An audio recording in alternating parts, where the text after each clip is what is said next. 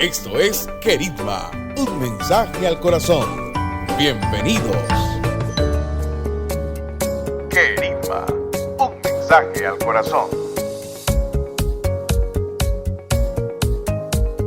Ayúdanos, Dios y Padre nuestro, para que podamos tener los mismos sentimientos de tu Hijo Jesús, mostrando el talante propio del discípulo, fe robusta, esperanza alegre y amor encendido a ti y a los hermanos. Queridos amigos, en este día meditamos el Evangelio de Mateo en el capítulo 12, versos 46 al 50. Y aunque ya hemos escuchado durante este mes el Evangelio que nos relaciona con el Maestro y nos hace familia de Jesús, vamos en ese día a tratar de darle una connotación diferente a este texto, pero siempre salvaguardando la idea central: cómo ser familia de Jesús. Debemos tener presente que en el episodio de hoy se nos habla de una manera sencilla. La madre y los parientes de Jesús quieren saludarlo y alguien se lo viene a decir. Jesús, quien tal vez luego les atendería con la amabilidad, aprovecha para anunciarle el nuevo concepto de familia que se establece en torno a él. No va a ser decisivo los vínculos de la sangre. Estamos hablando de una filiación por gracia. El que cumple la voluntad de mi Padre del cielo, ese es mi hermano y mi hermana y mi madre. Debemos tener presente de que naturalmente no niega los valores de la familia humana, ese no es el sentido. Pero aquí le interesa subrayar a Jesús de Nazaret que la iglesia es el pueblo, que la iglesia es la comunidad, que la iglesia es familia. La familia de los creyentes no se va a fundar entonces en criterios de raza o de sangre. Los que creen en Jesús y cumplen la voluntad del Padre, esos van a ser parte de la nueva familia. Incluso, a veces si hay oposición, Jesús nos enseña a renunciar a la familia y seguirlo y amarlo a Él, más incluso que nuestros propios padres. Y ya de esto hemos hablado, que es el colocar a Jesús en el centro de la vida. Y cuando se coloca a Jesús en el centro de la vida, se empieza a amar a los demás desde el mismo Maestro. El texto nos recuerda y nos dice: en aquel tiempo Jesús estaba hablando a la muchedumbre cuando su madre y sus parientes se acercaron y trataban de hablar con él.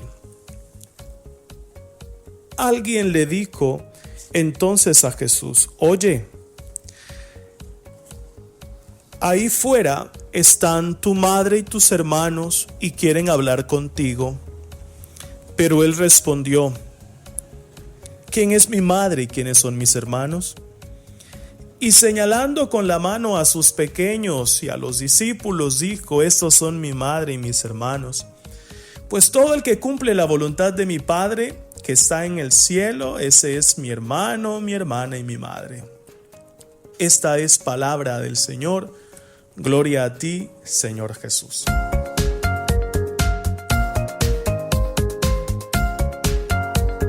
Jesús habla en ese texto de nosotros, los que pertenecemos a su familia por la fe, por el sacramento del bautismo, por nuestra inserción en la comunidad de creyentes. Esos son nuestro mayor título: ser familia de Jesús, madre y hermanos. Pero también podemos aceptar otra lección de este texto. Pertenecer a la iglesia de Jesús no es garantía última, ni la prueba de que definitivamente estamos cumpliendo con la voluntad. Y eso es importante que nosotros lo entendamos. Porque podemos tener una partida de bautismo en un despacho parroquial. Te puedes congregar los domingos en la iglesia, o aquellos que me escuchan que son cristianos pueden ir a su culto dominical.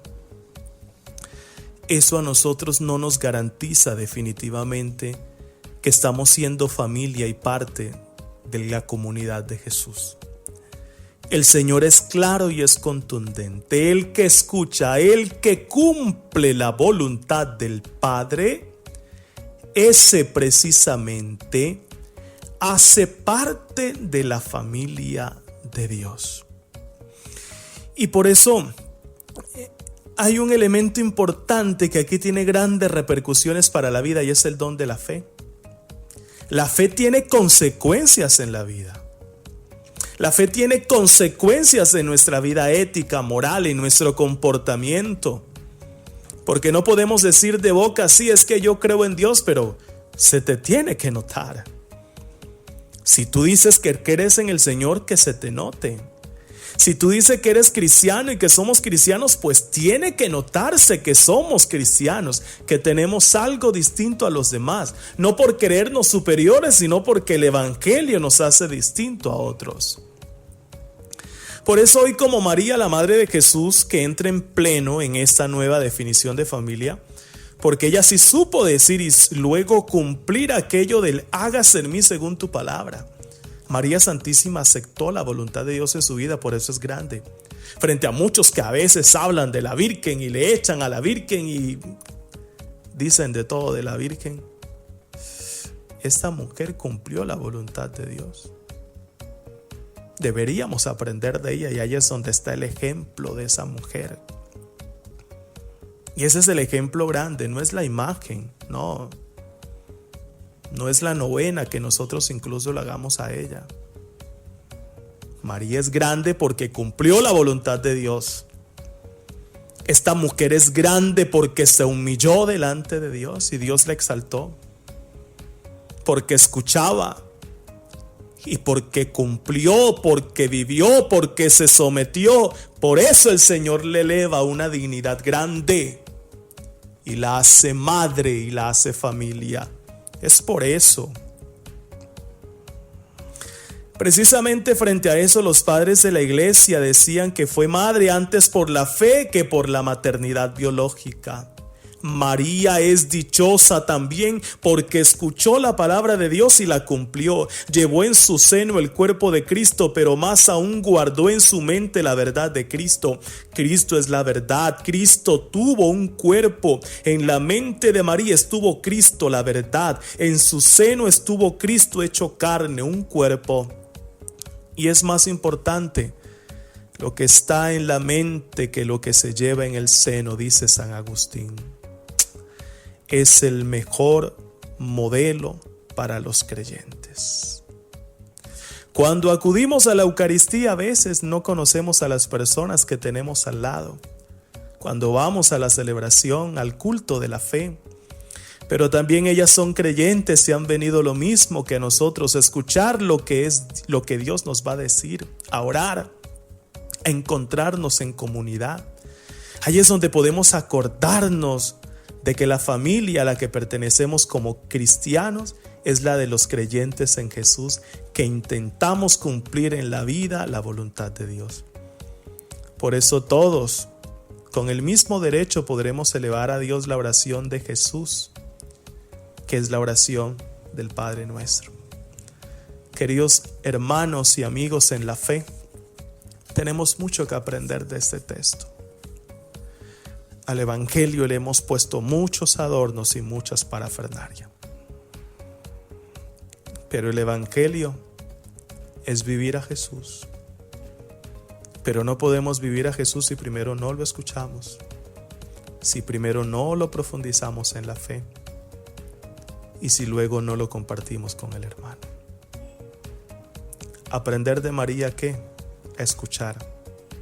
Aprender de María, ¿qué? A obedecer.